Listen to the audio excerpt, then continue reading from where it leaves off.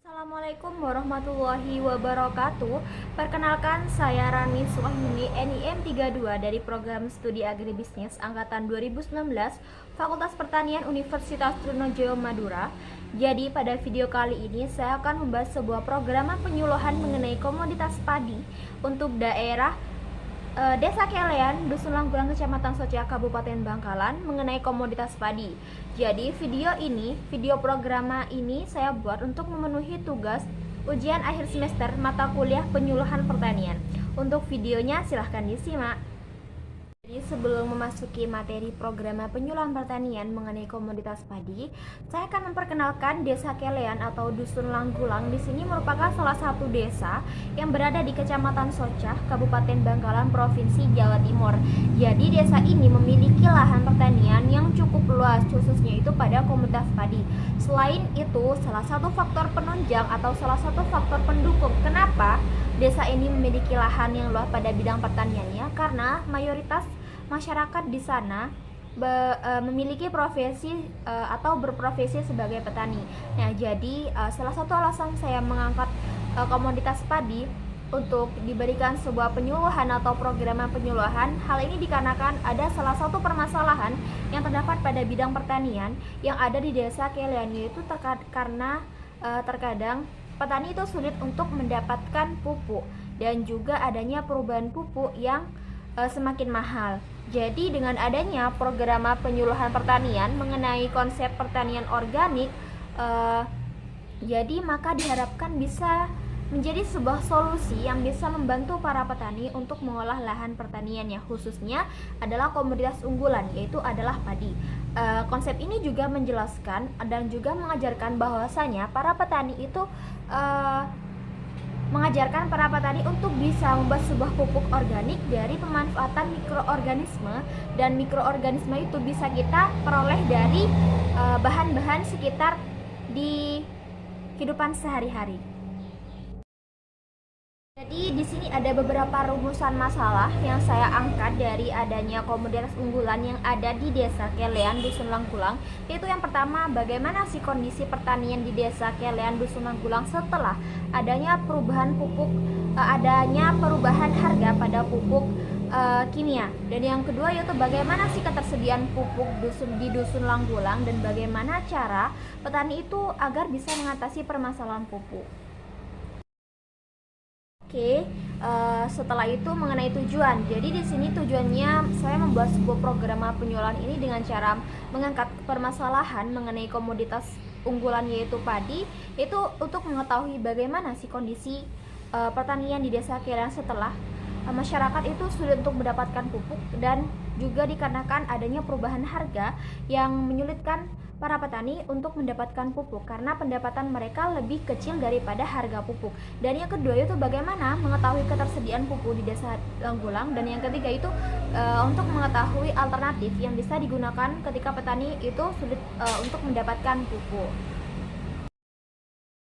Slide yang selanjutnya yaitu mengenai manfaat. Jadi adanya program penyuluhan ini dengan cara mengangkat komoditas padi sebagai salah satu komoditas unggulan yang ada di Desa Langgulang, itu manfaatnya apa?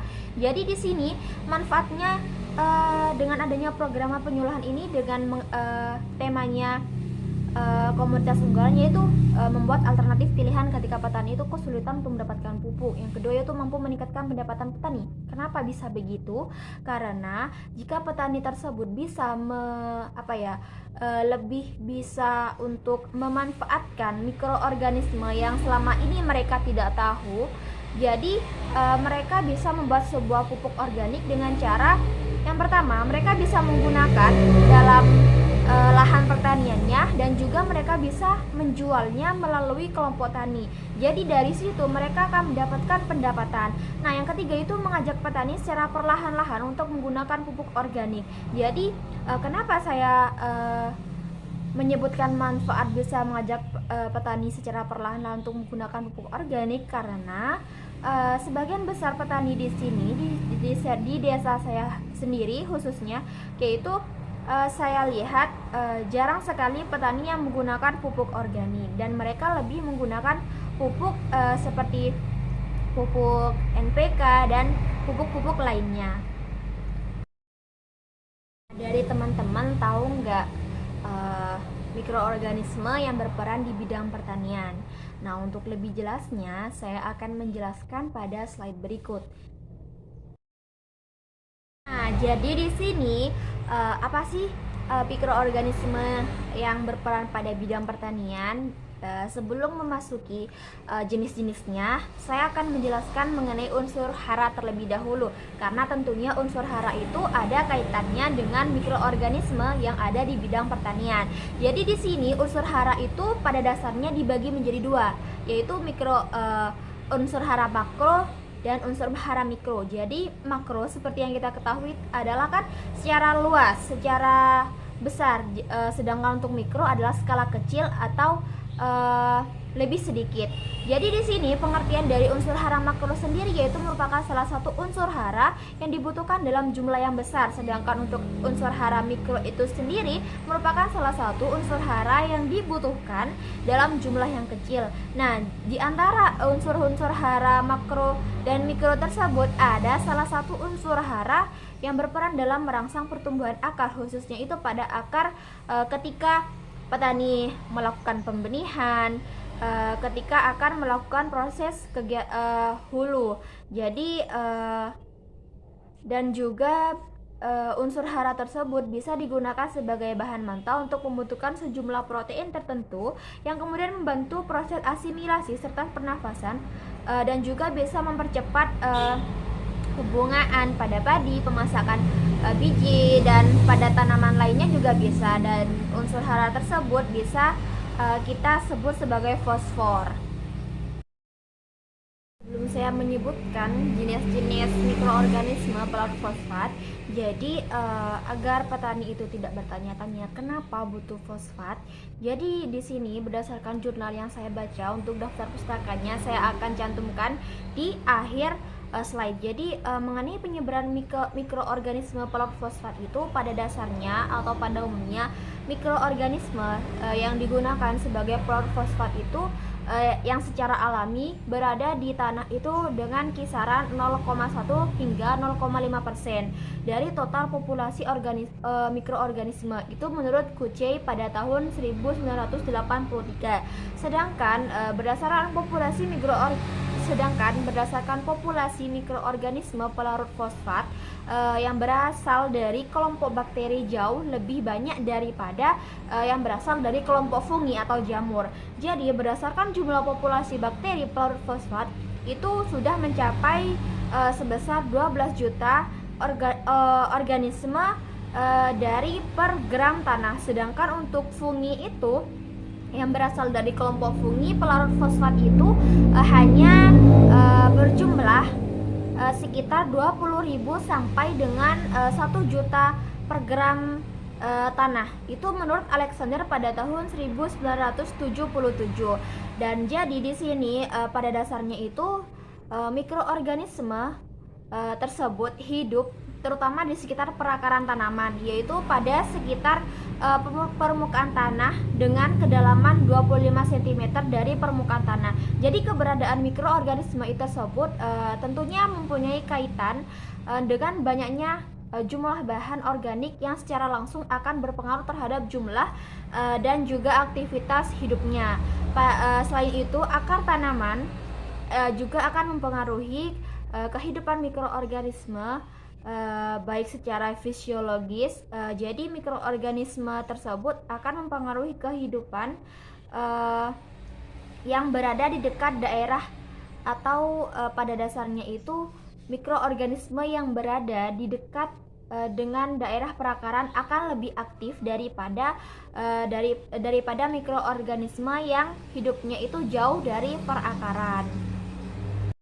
Jadi untuk macam-macamnya itu ada bakteri pelarut fosfat. Yang pertama yaitu ada Bacillus, yang kedua Aspergillus, yang ketiga Citrobacter, yang keempat yaitu ada Rhizopus oligosporus yang berasal dari nasi basi, dan yang terakhir yaitu ada Pseudomonas. Dan jadi pada selanjutnya saya akan menjelaskan bagaimana sih cara petani itu membuat pupuk dari berbagai bakteri pelarut fosfat tersebut.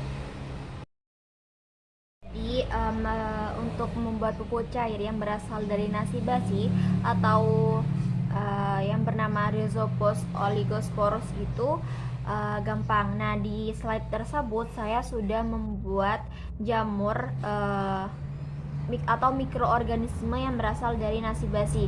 Jadi nama mikroorganismenya itu bernama Rhizopus oligosporus. Jadi seperti yang kita lihat di slide itu berwarna hijau-hijauan.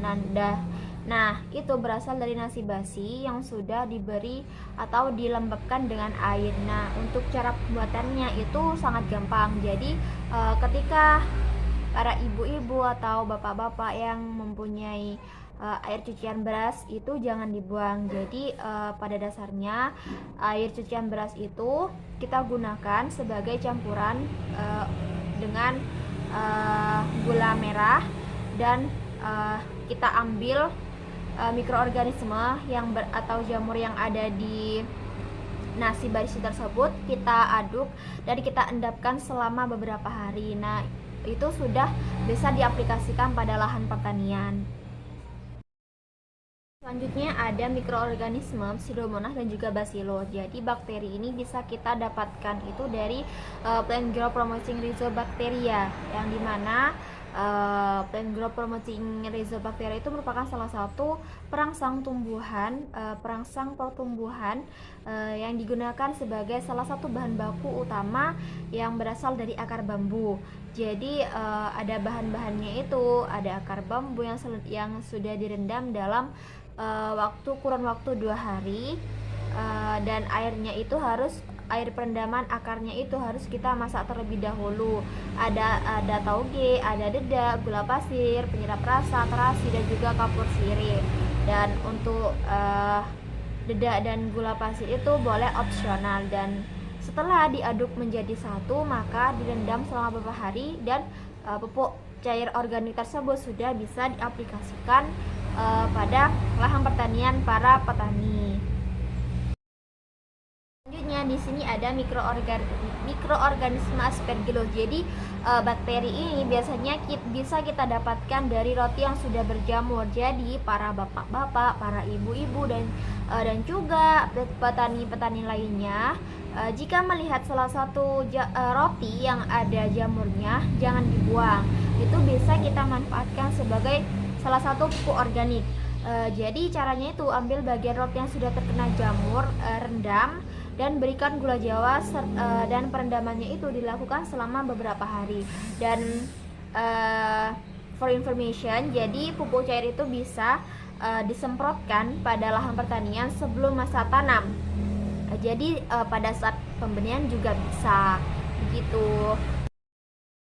Dari bakteri Citrobacter itu sendiri sebenarnya hampir sama dengan mikroorganisme lainnya. Pengaplikasiannya itu berasal dari hasil fermentasi bonggol pisang dan air cucian beras yang dijadikan menjadi satu dalam satu wadah, lalu diendapkan selama beberapa hari, dan itu sudah bisa digunakan pada lahan pertanian.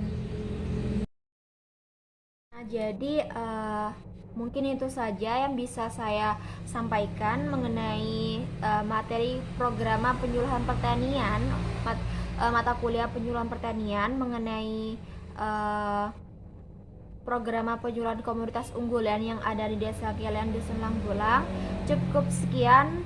Terima kasih. Mohon maaf apabila ada kesalahan. Wabillahi taufiq wal hidayah. Wassalamualaikum warahmatullahi wabarakatuh. Semoga bermanfaat.